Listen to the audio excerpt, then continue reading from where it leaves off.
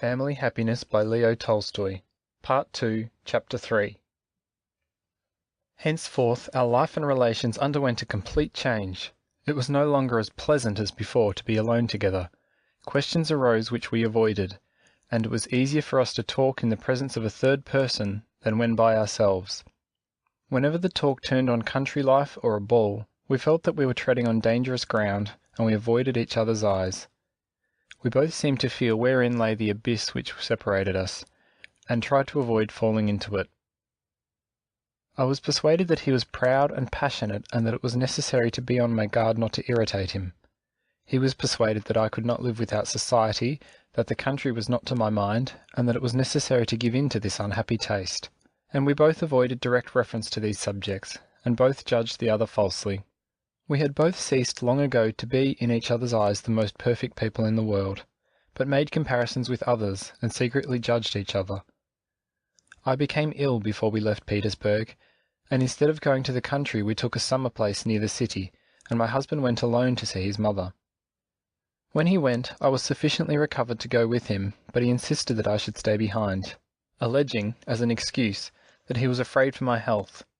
I felt that, in reality, he had no fear about my health, but was afraid that we should not be happy in the country.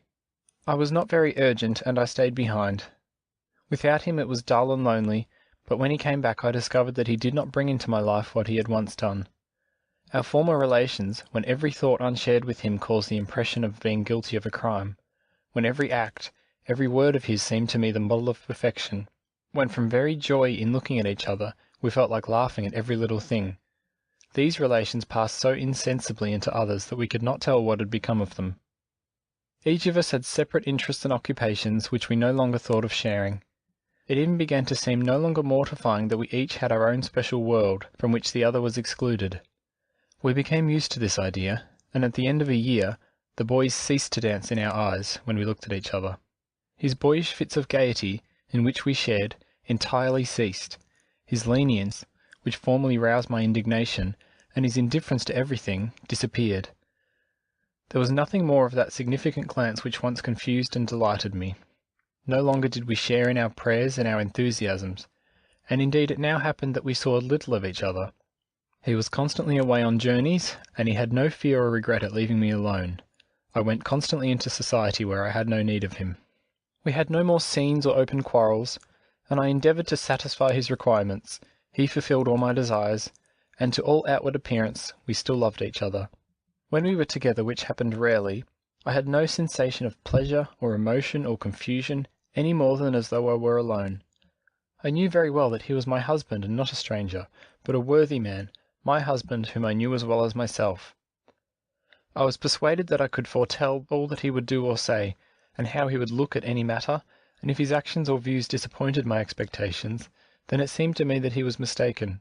I had nothing to expect from him. In a word, he was my husband, and that was all. It seemed to me that this was so, and inevitably so, that there never could be, and never had been, other relations between us. When he went away, especially at first, I felt terribly lonely. When deprived of his support, I realized, as never before, the meaning of it. When he returned, I would throw myself into his arms with joy, and yet within 2 hours I had entirely forgotten this joy. It quite passed out of my memory, and I had nothing to say to him. Only in these quiet, sober moments of affection, which we sometimes had, it seemed to me that there was something wrong, that there was a pain in my heart, and it seemed to me that I read the same impression in his eyes. I felt that this affection had a limit, beyond which, it seemed to me, he had no desire and I no power to go. Sometimes I felt some regret, but I never allowed myself time to meditate on the reason for it, and I tried to forget this vague melancholy by plunging into all the diversions which were always within my reach. Society life, which from the very first had dazzled me with its brilliancy and its power of flattering my conceit, quickly attained complete ascendancy over my inclinations, and became a second habit with me, and imposed its fetters upon me, and usurped in my mind all the place to which thought was rightfully entitled. I never stayed by myself alone, and I was afraid to look my position fairly in the face. All my time, from my waking hour late in the morning till I went to bed late at night, was full, and, even when I did not go out, there was something to occupy me. I was neither happy nor unhappy, but it seemed to me that it must always be this way and never change. Thus passed 3 years, and our relations remained the same, It seemed as though everything remained stationary, congealed, and unable to change, either for the better or the worse. During these 3 years of our married life, 2 important events occurred, but neither of them brought about any change in my life. They were the birth of my first baby and the death of Tatiana Semyonovna.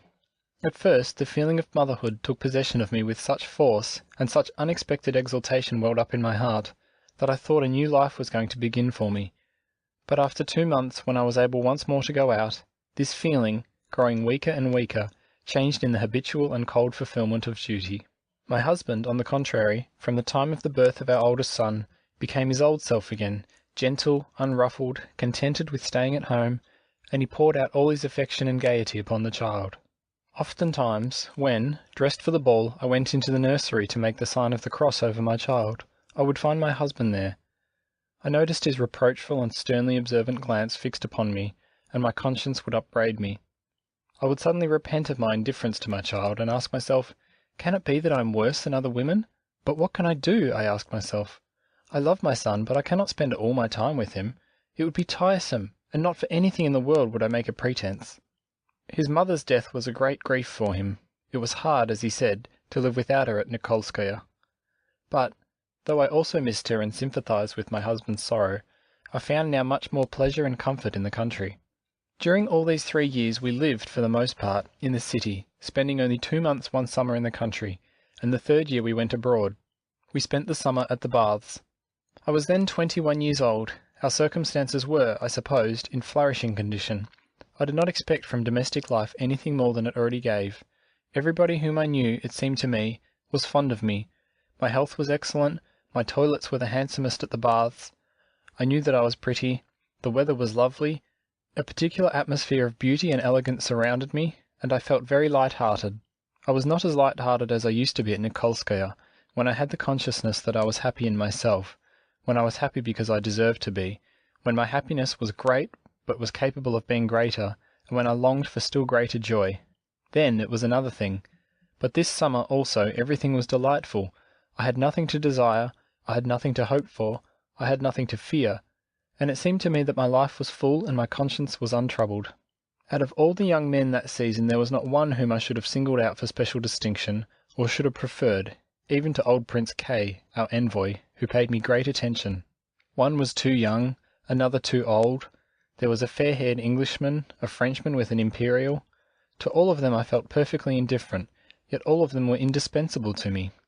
All these faces had the same monotonous lack of distinction, and yet they formed part of the joyous atmosphere of life which shed its light upon me.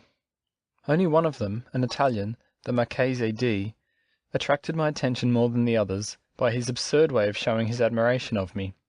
He never missed an opportunity of being with me, of selecting me as his partner at the hops, of riding with me, of playing casino, etc., and of telling me how beautiful I was.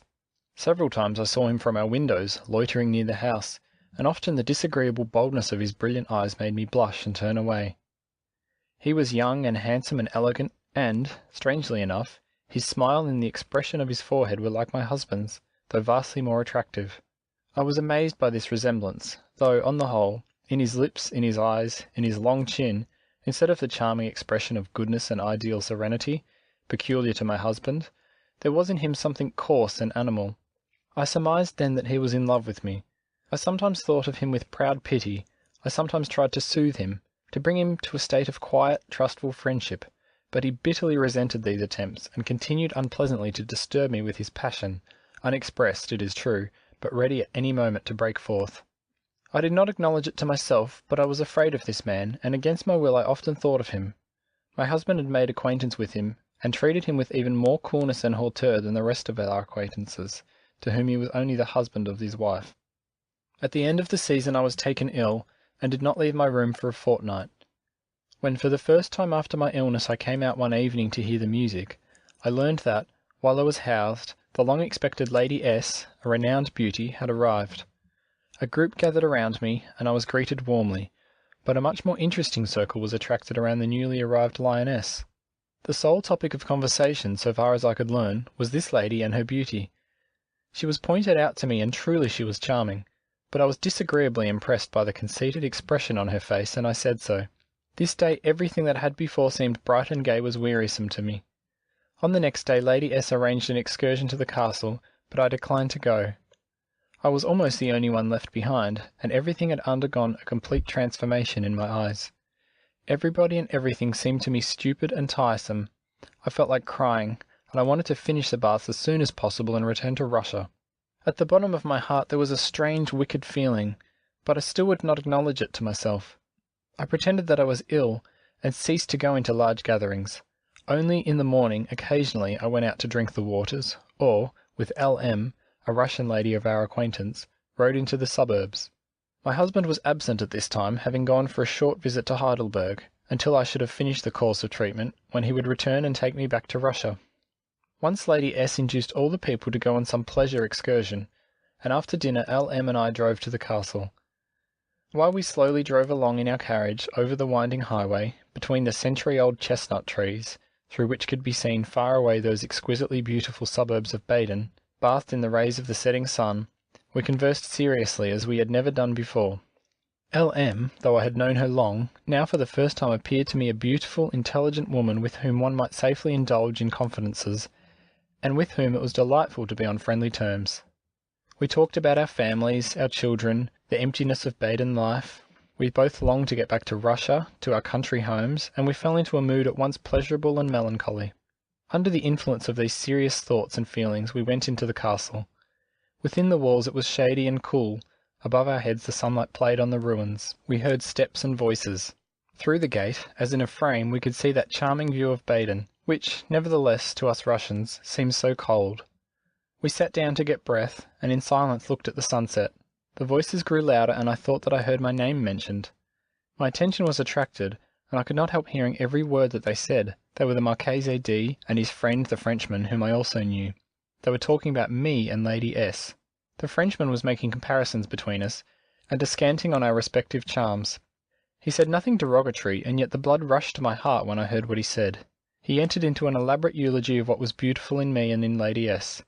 I was the mother of a child already, but Lady S was only 19. My hair was prettier, but on the other hand Lady S had a more graceful figure.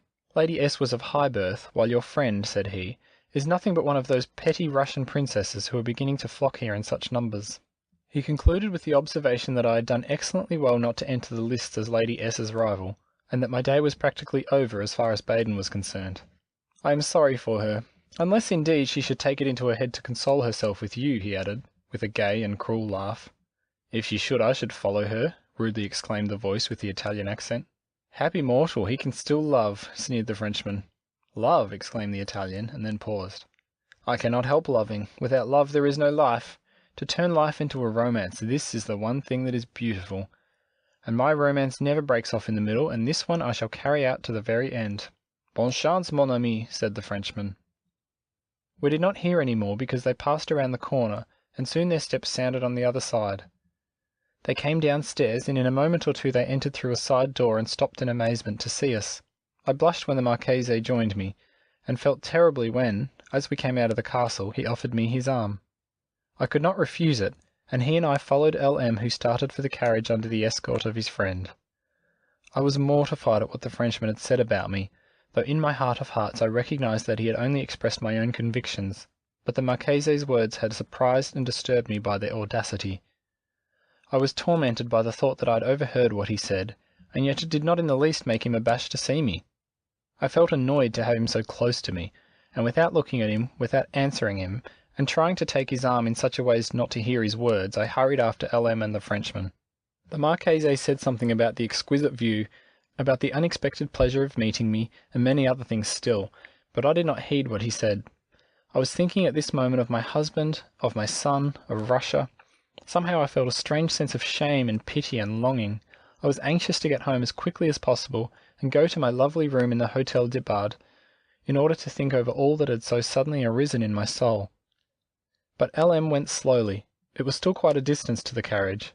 My cavalier, it seemed to me, stubbornly slackened his steps, as though with the express purpose of keeping me back. This must not be, I said to myself, and tried hard to walk faster. But he actually detained me and even pressed my arm.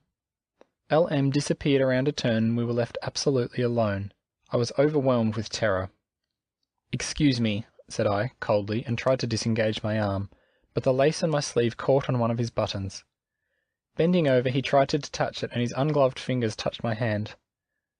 A strange, new feeling, not of horror, nor yet pleasurable, made a cold shiver run down my back. I looked at him with the intention of expressing, by a cutting glance, all the contempt which I felt for him, but my eyes failed to express that. They expressed only apprehension and agitation. His moist, burning eyes, in close proximity to my face, looked passionately at me, at my neck, at my bosom. His two hands clasped my arm above the wrist. His parted lips said something, were uttering a declaration of love, were vowing that I was all the world to him, and those lips drew closer to mine, and those hands pressed mine more firmly and seemed to burn me. Fire flashed through my veins, a cloud came into my eyes. I trembled, and the words with which I intended to restrain him stuck in my throat. Suddenly I felt a kiss on my cheek, and, all of a tremble and cold, I paused and looked at him. Without the power of speech or motion, terrified, I waited and longed for... what? All this lasted but a second. But this second was terrible. I seemed to have such a complete view of the man in that time. His face was so easily read by me, his low curved brow showing under his straw hat and looking like my husband's, his handsome straight nose with dilated nostrils, his long moustaches twisted to a point, and his imperial, his smooth-shaven cheeks, and his sunburned neck. I detested him, I feared him, so foreign he appeared to me. But at that moment how powerfully I was under the influence of the emotion and passion of that hateful stranger. I had such an irresistible desire to return the kiss of his bold and handsome mouth, the pressure of those white hands with the delicate veins and with the rings on the fingers. So strongly tempted was I to throw myself headlong into the abyss of forbidden delight suddenly yawning before me. "I'm so unhappy," I said to myself, "so why not let an unhappiness still greater and more hopeless accumulate on my head?" He threw one arm around me and bent his face down to mine. Why not let still greater shame and sin accumulate on my head? "Je vous aime," he whispered, in a voice which was so like my husband's. My husband and child recurred to my memory as dear objects loved in other days, long ago, and now forever disconnected with my life. But suddenly at this instant we heard L.M.'s voice at the turn of the path calling me. I came to my senses, tore myself away from him, and, without looking at him, almost ran after L.M. We took our seats in the carriage, and I scarcely deigned to give him a parting glance. He took off his hat and asked some questions with a smile. He could not understand the inexpressible loathing which I felt for him at that moment. My life seemed to me so unhappy, my future so hopeless, my past so dark. L.M. spoke to me, but I did not heed one word she said. It seemed to me that she was talking only out of pity in order to hide the contempt which she felt for me. In each word, in each glance I detected her scorn and insulting pity. That shameful kiss burned on my cheek. The thought of my husband and my boy were unendurable. Alone in my room, I hoped to be able to comprehend my situation, but it was terrible to me to be alone. I could not drink the tea which was brought to me, and, without knowing why, with feverish haste I immediately began to pack up so as to take the evening train to Heidelberg, where my husband was. When I was safely seated with my maid in the empty car, and the engine had started, and the cool breeze blew in upon me through the window, I began to come to myself, and more clearly to realize my past and my future. All my married life, from the day of our arrival at Petersburg, suddenly appeared before me in a new light, and lay like a burden on my conscience. For the first time I had a lively recollection of our early married life in the country and our plans. For the first time the question came into my mind, how has he been enjoying himself during all these months? And I felt that I was guilty toward him. But why did he not stop me? Why has he played the hypocrite before me? Why has he avoided any reconciliation? Why has he insulted me, I asked myself. Why did he not exercise the power of his love over me? Or has he not really loved me? But however much he had been to blame, another man's kiss had been imprinted on my cheek, and I still felt it. The nearer I came to Heidelberg, the more distinctly I saw my husband in my imagination, and the more I dreaded the approaching meeting. I will tell him all, I will weep tears of repentance, I thought, and he will forgive me. But I myself did not know what this all was that I should tell him, and I myself did not believe that he would forgive me. As soon as I entered my husband's room and saw his calm, though astonished face, I felt that I had nothing to tell him, no acknowledgment to make, and nothing for which to ask his forgiveness. My inexpressible grief and rue were still to be kept in my own secret heart. "What made you think of doing this?" he asked. "I was intending to join you tomorrow." But, looking more closely into my face, he seemed to be alarmed. "What is the matter? What is there wrong?" he exclaimed. "Nothing," I insisted, with difficulty repressing my tears. "I've come away for good.